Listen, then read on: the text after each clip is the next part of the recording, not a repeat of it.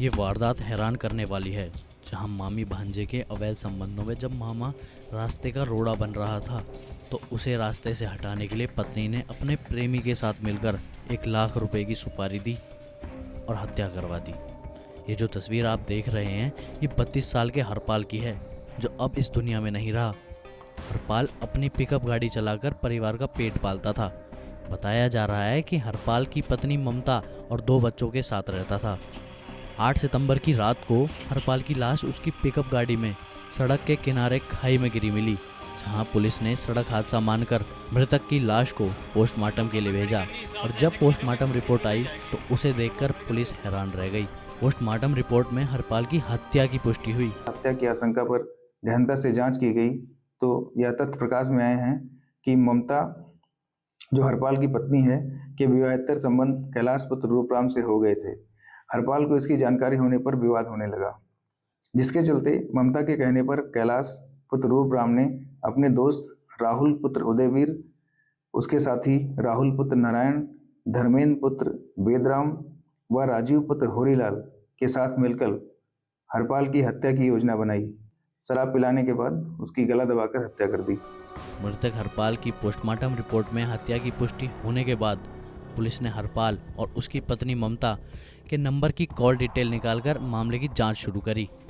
शाही थाने की पुलिस के द्वारा की गई जांच और मृतक हरपाल और उसकी पत्नी ममता के मोबाइल की कॉल डिटेल के आधार पर जब पुलिस ने मृतक हरपाल के भांजे कैलाश और ममता को हिरासत में लेकर पूछताछ की तो पता चला कि मृतक हरपाल की पत्नी ममता और उसके भांजे कैलाश के साथ अवैध संबंध थे और जब हरपाल अपनी गाड़ी लेकर बाहर चला जाता था तब कैलाश अपने मामा हरपाल के घर आकर ममता के साथ रुकता था।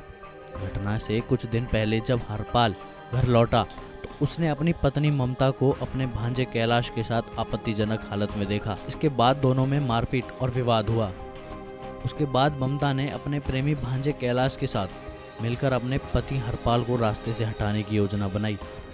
पुलिस की माने तो आरोप है कि कैलाश ने अपनी मामी ममता के साथ मिलकर अपने मौसी के बेटे राहुल को हरपाल को रास्ते से हटाने के लिए 1 लाख रुपए की सुपारी दी, जिसके बाद राहुल ने हरपाल की गाड़ी को ऋषिकेश ले जाने के लिए बुक करवाया, जहां पहले हरपाल और राहुल ने अपने 2 अन्य साथी के साथ शराब पी और जब हरपाल नशे में हो गया तो बाइक से पहुंचे कैलाश ने अपने साथियों के साथ मिलकर हरपाल की गला दबाकर हत्या कर दी और फिर हत्या को सड़क हादसा का रूप देने को हरपाल की लाश को उसकी गाड़ी सहित सड़क किनारे खाई में फेंक दिया था। एक्सीडेंट का रूप देने के लिए हरपाल के शव को पिकअप की अगली सीट पर रखकर उसे एक गड्ढे में ढकेल दिया। इस प्रकरण में अभियोग संख्या 461/25 पंजीकृत है। हत्या में शामिल ममता, कैलाश व राहुल को गिरफ्तार कर जेल भेज दिया गया है।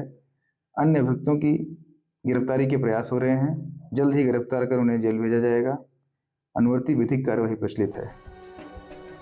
फिलहाल पुलिस ने हरपाल की हत्या का खुलासा करते हुए उसकी पत्नी ममता और उसके प्रेमी भांजे कैलाश और दूसरे भांजे राहुल को गिरफ्तार कर लिया है, जबकि 3 साथी अभी भी फरार हैं, जिनकी पुलिस टीम तलाश कर रही है।